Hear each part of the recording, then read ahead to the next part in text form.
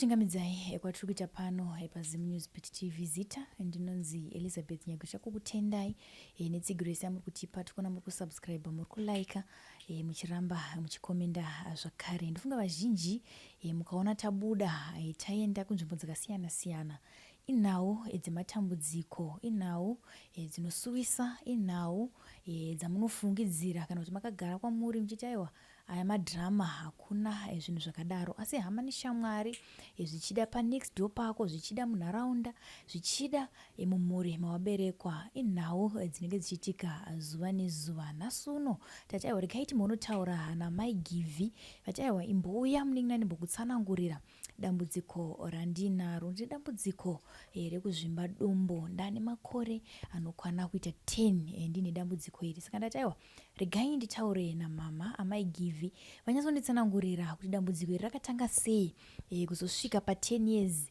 Vari kumbofamba here, vakamboenda here kuzvipatara, kuri kunzi kudii, uye rubatsiro rwavangade kubva kumhuri yeZimbabwe rwakamira sei. Mama makadii zvenyu? Tiripo makadii? Aiwa ndiri nani, kuri sei kunoku? Kunoku kuri nani. Aiwa tinotenda. Ndifungama ndichaira runhare mukati munin'ina chimbouya ndikutsanangurirawo dambudziko randinaro rakandiwira. Rakatanga sei dambudziko iri mama? Dambudziko iri rakatanga 2016 ndichangozvara mwana wokupedzesera anonzi Nyasha. Saka pandakazvara ndakazongoona dumbu rakuzvimba. Saka kuzvimba kwakaita dumbu bva ndamboendawo kukiriniki, bva ndambonotariswa here, ndatariswa kuchipatara zvikanzi ibundu riri muchibereko. Saka paidiwa mari here, zvichinzi chinhu chacho choda kutariswa choda mari yakati, handina.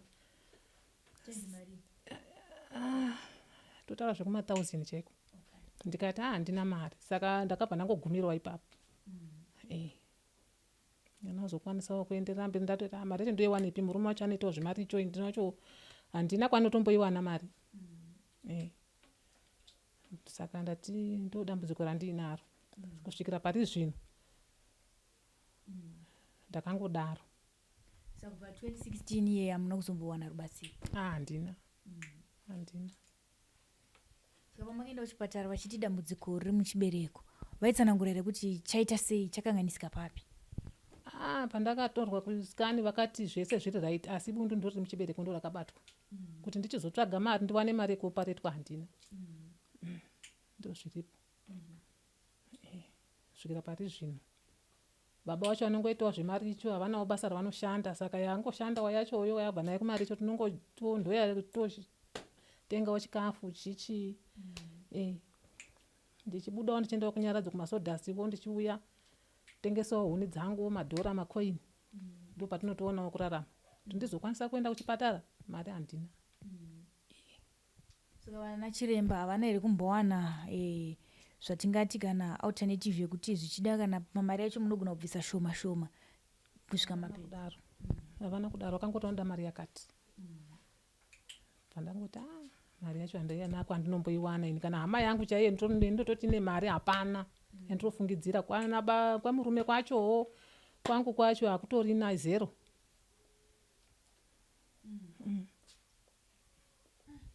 Handei pamwana wokupedzisira uyu makamuitira kuchipatara here kana kuti? Ndakamuitira kuchipatara.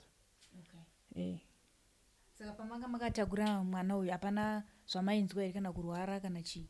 Hapana, but ndaingonoti dumbu rine shepi isiri iyo.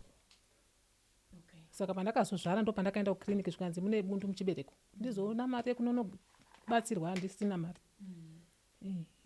Ndizvo zviripo. Toziva kuti kuchipatara kushaike chirwere.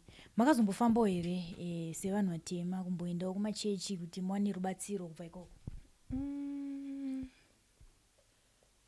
Kwandakamboenda kumasoko zvaingonzi dumbu kuzvimba, dumbu rakazvimba, asi pamuchaoparetwa ndaona marasikirwa neupenyu. Saka ndakabva ndangotyazve. Pandangoguma takadaro. Vaiti riri kuzvimba nei? Ndofunga icho chibereko chacho ichocho. Bundu racho iro riri muchibereko iroro. Ndoravataura here kuchechi kana ndimukufungidzira? Ini ndakazongofunga kuti pamwe ndicho chiri kuramba chichingodai, because ndikangodya kanhu kadiki diki rinobva ratanga kuzvimba. asi vana madzibaba vacho vaiti chii? Ivo vaingoto chinhu chiri mudumbu menyumu chinodawo kuoparetwa ndozvaingotaura. Zvaingataurawo zvavo izvozvo. Saka kubvawo pandakangoenda kuchipatara zvemari dzawo idzi ndakangobva ndakundikana pamari, ndo pandakanyanya kutokundikana. Pane zvimwe ndakanyanya kukundikana pamari, kutaura chokwadi. Saka pa 10 years apa ndo parangozvimba kusvika ipapo here kana kuti raita richiita zvishoma nezvishoma? Zvishoma nezvishoma.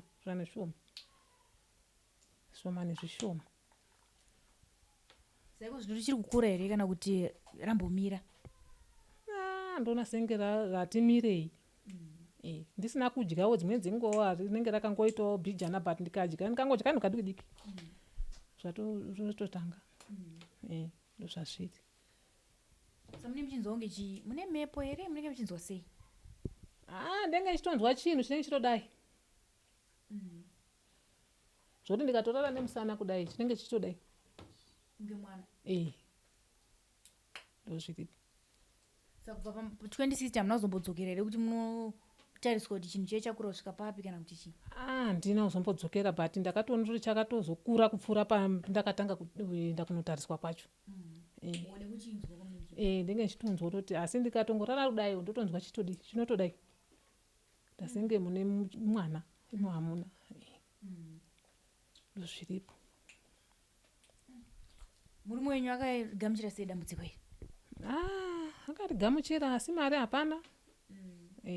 Mari hapana. Anongozvionawo asi mari hapana. Vemunharaunda toziva kuti vanhu pane pamwe vanototi mainyasha maane mumwe mwana futi makuda kudzokera futi. Vanotodaro. Munonzwa sei ipapo? Hapana. Hapana. Ndongoto iprobhuremu yandakangoitawo. Zvongoperawo zvakadaro. Asi mazuva ekutanga zvanga zvakakuomerai zvakadii? Mazuva ekutanga zvakangodaro zvanga zvakatooma asi kuti hapana. Hapana. Zvinouyawo asi hapana. Vamwe vanhu vanoti maane mwana here makorokota asi unongo chingoti handisati ndadai wotopedzisira kutoti asandana nemwana wongosiya kutaura kuti iprobhuremu. Unenge wakutongozobhoyekana kutoti komana mukati memoyo zvine zvitobhowa asi hapana chekuita. Kuti hapana. Ndizvo zviripo. Hapana here toziva kuti mutauni kazhinji pane pekuti unotofamba unzi mama totengesa mahetse evana. Zvinotodaro. Munonzwa sei? Ndakatomboita mari icho ndikatopopohwa preparation yebhegi ndikatozoipa hangu umwe munhu ndatoti munhu asitoziva kuti pamwe chii. Saka munhu wacho hamuna kumbudira pachena? Ndakutonyarawo. Ndakutonyarawo ndichinyarawo. Ndakuti ndingoramba ndichingotaurira munhu wese here munyika kuti ndozvazviri pasina kana rubetsero. Ndozviripo. Tozoti munzvimbo nemunzvimbo kamune zvimaorganization zvinongonyuka-nyuka. Pane here pamakamboendawo kana kusocial welfare kana kupi kuti muwane rubatsiro? Ndakanga ndakutomboda kufunga pfungwa yacho here.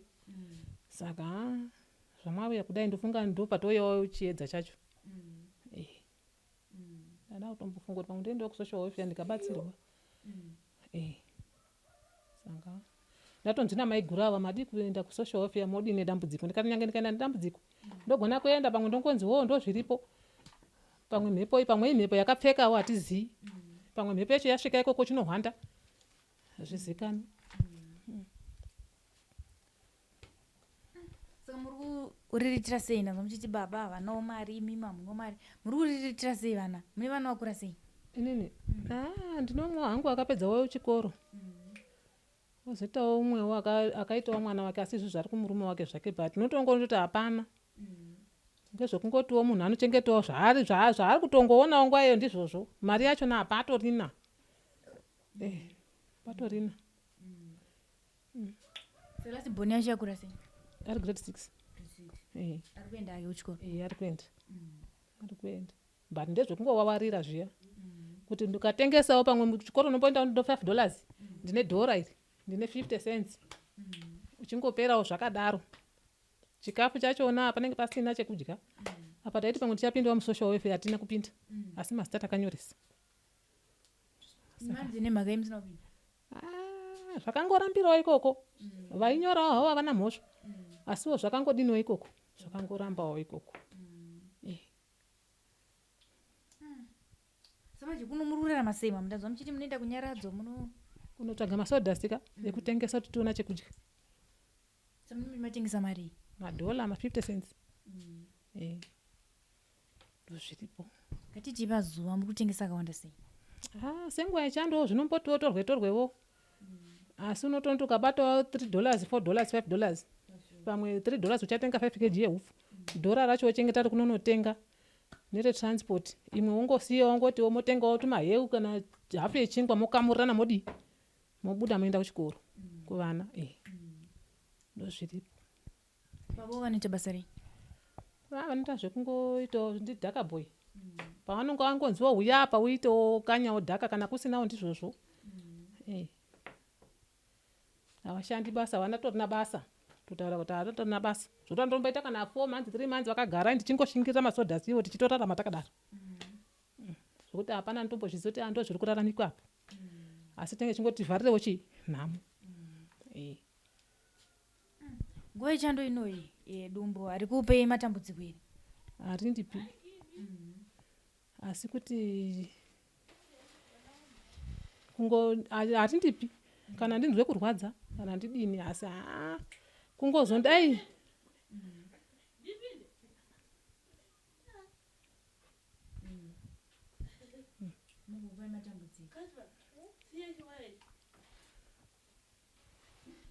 ndozvamuchiti panguva yechando haikupei matambudziko pane parinomborwadza ere kurwadza kufufutirwa ikoko unofufutira ndikadya zvokuti rinofufutira nekungodai chinhu ichocho chinongodai chichingoita senge mwana ndo zvachinoita chinhu chacho saka pane here chikafu chamakaona kuti ichi ndikadya ichi urwere uyu runotanga futi kukwira kana kuti ndofunga ndikatodya zvinhu zvakangoita semuchibage zviya kana kuisa porridge mudovi zviya ndotoona senge ndatodii futi urukura ndo maonero angu iwayo asi ndikamwawo tii ndofunga nepisi mairi echingwa ari kuristereki zvinoda zvinhu zviri zvisina kuita sesadza zvakangoita light kana porridge reri ndongonzwa kuti zvokuti kana kurema chakutondiremera asi sheke chatone makeji akawanda pamabasa epamba hapana pachiri kukanganisa here ndazwa muchitiko zvino chaakutoita semunhu hako mukadzi auzowomerwi nezvekuita pa unenge uchingoti rega ndishingirirewo ndidai pamba pangaora here netsvina but unotonyesa kutonditi chichakudi chaane makeji chakutondiremera chakutorema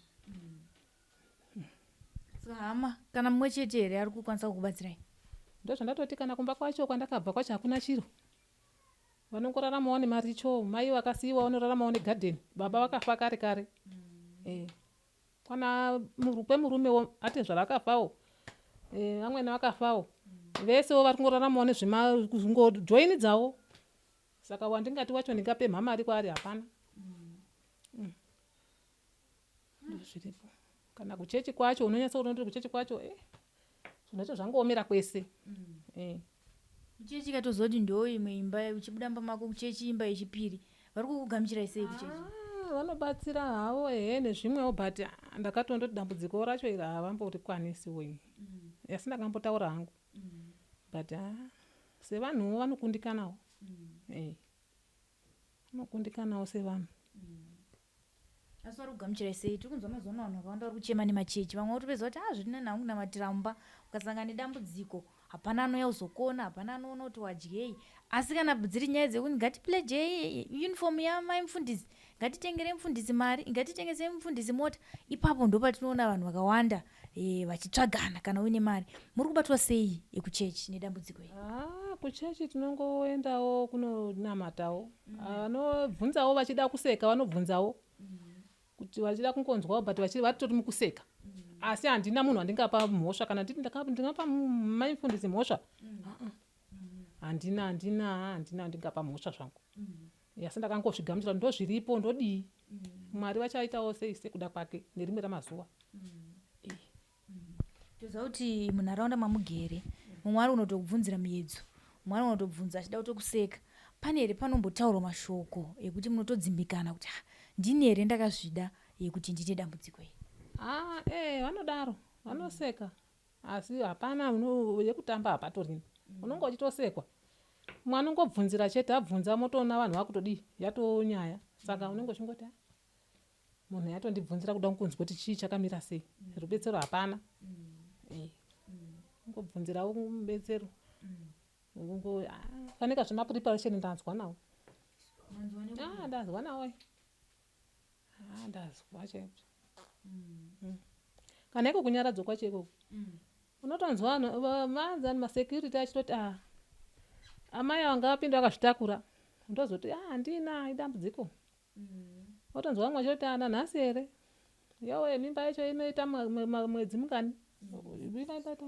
Saka zvinongodii zvekuti unenge uchingoti ndingabatikana here haisi hama yangu. Mutorwawo kungosanganawo pabasa. Batikani. Ndazomusana muchiti even kwamutonoshanda kwacho kunyaradza ndonzwa vachiti vasiye vapinde vakazvitakura. Kumwe kwamunofamba zvakafanana nemakombi, mabhazi, hamusi kupiwa here zvigaro? Vanotodaro kutoti regai tivarespect ava. Regai tivarespect ava. Pane pakatomboita independence musuno ya. Ndakatonzi kunoko. Ndakatombodzwa kuye baba achitoti ava ndo mashefu aya vaipei pekugara. Ndikati yo. Tori dambudziko zvaro. Audzotsanangurira yako munhu pese pese asi unonge uchingoti haana chanoziva. Izvozvo. Pandakatoenda kuchipatara kwacho ndakatobatsirwa zvine 7th day. Ndofunga ndo mazuva ndanga ndichatanga kupinda muno. Mukadzi we 7th day ndiye akatombondibatsira kuenda kuchipatara ikoko kwandataura. Saka ndo pandakazoudzwa kuti panodiwa mari yakati futi. Mari hapana. Mari ndo pasina. Saka zvamukade kubatsirwa nazvo nemuri Zimbabwe maigifi takati sande dambudziko raminaro chii? Ndaida kungobatsirwa zvangu kuti kunyange kuchikoro vana, kunyange kuchipatara kwacho kuti pamwe ndingatobviswa zvangu kuchibereko. Zviripo. Muti baba vasinenge vasingadere vamwe vana hamusi kumbonetsana here nenhau yacho? Zvingadaro. Ndo zvaitoda futi kuti ivo vazozvidairira. Kana mazofonerana navo. Monzwa ivo matama avo. Kuti vanoti kudii. Asi ini ndaitoti zvaiva nani. Kubviswa zvangu chii. Asi musani mambogara navo pasi? Tinokurukura. Tinokurukura hedu. Kurukura. Ndazva zvekuendeswa kuvana kuzvikoro. Chimwe chii chamukade kubatsirwa nacho? Chikafu chakatoleka pano. Napatorina nekuti baba vacho navasanira kutonzi vyavo ndibatsire dhaga iri. Hapana. Kumba kwacho kasatengwa huni hapana. Maputi chaiwo tinotorarira aya. Kana porijiwo paine shugawo ndizvozvo. Mbodyawo porijiro chinenge chinongoripo nguva iyoyo. Nepastorina. Saka usiku hanhasi muruziva kuti zviri kufamba sei? Ndombozikana ufu chaiwo hamuna. Saka ndombozi tinofamba sei vaendawo kudhaka kwacho handizoti anouya nei. Pamwe anonzi musati mwapedza basa munozoti kuvakwa kwacho kunonge uchinzi wasvika palevel yakati murudzi webasa ndiye achakupawo kana basa renyu rasvika pakati. Pamwe anouya asati wapedza level yacho. Anogona kuti asati apedza basa racho saka unopuhwa sei mari? Iye unopuhwawo sei? Hapana. Usati wapedzawo basa. Zviri pano. Chikafu ndanzwa. Ndikanzwa maschool fees evana. Pane chimwe here chamungade zvakare? ai ndotoda kana kutotsvagirwawo zvekutoita basa chairo kuti ndione kutomboitawo basa ndimbosiyana nemasoda sinoti takabva nazvo kare zvakutirwadza ndozviripo. Aiwa, tinotenda mama, tine shuviro yekuti sekumbira kwamaita mhuri yeZimbabwe inoita sei, inokubatsirai. Toona kuti tobatsirana sei padambudziko iri. Zvakare kuti muwanewo zvekushandisa muri pano pamba, chingava chikafu, zvingava maschool fees evana, zvingava zvipfeko, zvamungade kuti mhuri yeZimbabwe ite sei, ikubatsirai nazvo. Tinotenda mama, zvinoita zvakanaka. Tenda ine rudo rwenyu. Zvinoita zvakanaka. Aiwa, totenda. Ndofunga muri kuona, muri kunzwa inyaya inosuwisa, inyaya inorwadza mudzimai wese. Zvinhu zvakaoma zvekuti unenge uchitiwo ndikakura kana kuti pandicharoorwa ndichaita vana vangu 5, 10, 10 zvichienderana nekuti unoda vangani. Asi kana paita dambudziko rakafanana neramama, amama, amai Givi, vari kutotsanangura kuti iko zvino ndakuona kuti zviri nani kuti hangu ndisvike padecision yekuti chibereko chacho chibviswe nekuda kwedambudziko rakavawira 10 years vaine dambudziko irori. Igrowth hatizivi kuti vana chiremba vangati chii chiri mudumbu mavo. Iko zvino vatione dambudziko rekuti kana vakadya vakafufutirwa rinenge rava dambudziko zvakare, vakadya sadza rinenge rava dambudziko zvakare, vakadya zvinhu zvakaoma zvine starch rinenge rava dambudziko zvakare. Asi manzwa chikafu chauri kukwanisa kudya, tii vati ndinokwanisa kumbonwa, asi munhu angararame here netii chete. Ndiyo nguva yekuti tisangane tise musoro pamwe chete, tibatsirane namama amai Givi. Ndofunga hanzi izvezvi usiku hwanhasi hatizivi kuti chaita sei. Nezuro manheru takararira maputi. Maputi avari kutaura, asi maputi vazhinji mungati vari kutowana mari yekutenga maputi.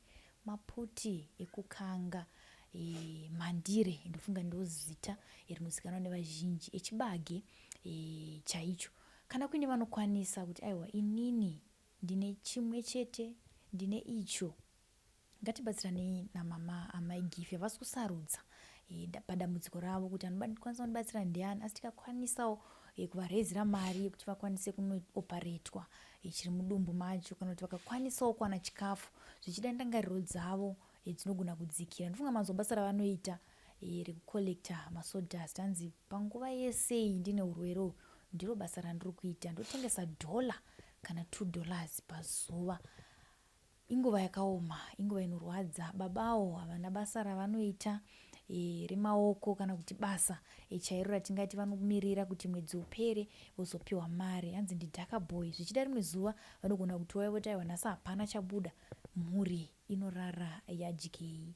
Ishuviro yavo yekuti aiwa upenyu hwangu dai hwaenda neapa, asi nguva nemukana zvinenge zvichiramba. Kana kuine vanokwanisa kubatsira nemhuri iyi, namba dzavo ndodzibuda pasasapo, vabatsirei nechino chamunokwanisa kuvabatsira nazvo. Havasi kusarudza asi matongonzwa kuti zvinhu zvakaoma. Chikafu kunyanya ndo chiri kunyanyodiwa, hakuna munhu anorarama asina kudya. Vapei, vabatsirei, ramangwana ravo rigova rakajeka. Namba dzavo ndodzibuda pasasapo dzamai Givi, vabatei panhamba idzodzo kuti mavafonera mutanga kuvabvunza zvakawanda zvakasiyana siyana. Ndiyo interview yatataura navo panguva dzatiri kuno. Chiona iyoyo mukwanisa kuvabatsira. Unozofara here uchinzwa kuti amai Givi vashaya chekudya mumba mavo, zvakonzeresa zvakare kuti dambudziko ravo rikwire. Hatizive kuti growth yacho yasvika papi. Ngatiitei moyo yekubatsirana nemhuri iyi. Tiri pano